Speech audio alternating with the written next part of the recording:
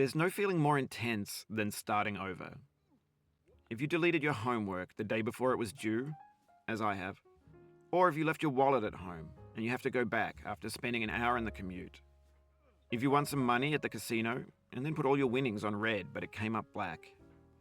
If you got your best shirt dry cleaned before a wedding and then immediately dropped food on it.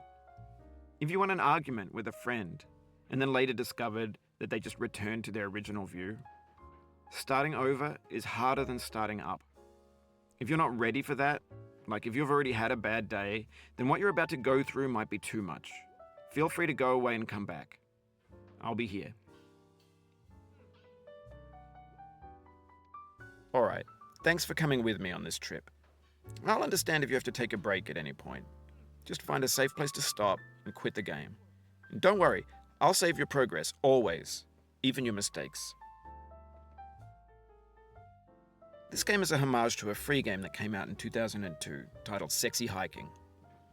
The author of that game was Jazuo, a mysterious Czech designer who was known at the time as the father of B games. And B games are rough assemblages of found objects. Designers slap them together very quickly and freely, and they're often too rough and unfriendly to gain much of a following. They're built more for the joy of building them than as polished products. In a certain way, Sexy Hiking is the perfect embodiment of a B game. It's built almost entirely out of found and recycled parts, and it's one of the most unusual and unfriendly games of its time. In it, your task is simply to drag yourself up a mountain with a hammer. And that act of climbing, in the digital world or in real life, has certain essential properties that give the game its flavor. No amount of forward progress is guaranteed. Some cliffs are too sheer or too slippery.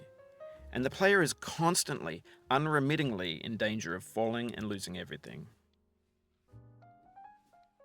Anyway, when you start Sexy Hiking, you're standing next to this dead tree that blocks the way to the entire rest of the game. It might take you an hour to get over that tree, and a lot of people never got past it. You prod and you poke at it, exploring the limits of your reach and your strength, trying to find a way up and over. And there's a sense of truth in that lack of compromise. Most obstacles in video game worlds are fake. You can be completely confident in your ability to get through them once you have the correct method or the correct equipment or just by spending enough time. In that sense, every pixelated obstacle in Sexy Hiking is real. The obstacles in Sexy Hiking are unyielding, and that makes the game uniquely frustrating. But I'm not sure Jazuo intended to make a frustrating game. The frustration is just essential to the act of climbing, and it's authentic to the process of building a game about climbing. A funny thing happened to me as I was building this mountain.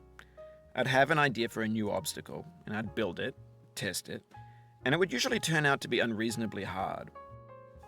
But I couldn't bring myself to make it easier. It already felt like my inability to get past the new obstacle was my fault as a player rather than as a builder. Imaginary mountains build themselves from our efforts to climb them, and it's our repeated attempts to reach the summit that turns those mountains into something real. When you're building a video game world, you're building with ideas, and that can be like working with quickset cement. You mold your ideas into a certain shape that can be played with, and in the process of playing with them, they begin to harden and set until they're immutable, like rock. And at that point, you can't change the world.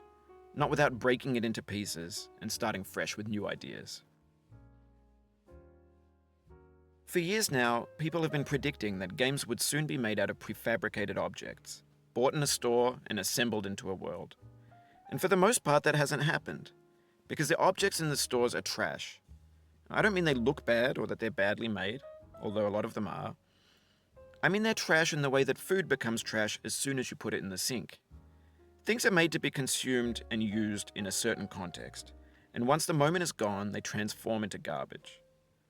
In the context of technology, those moments pass by in seconds. Over time, we've poured more and more refuse into this vast digital landfill that we call the internet. It now vastly outnumbers and outweighs the things that are fresh and untainted and unused.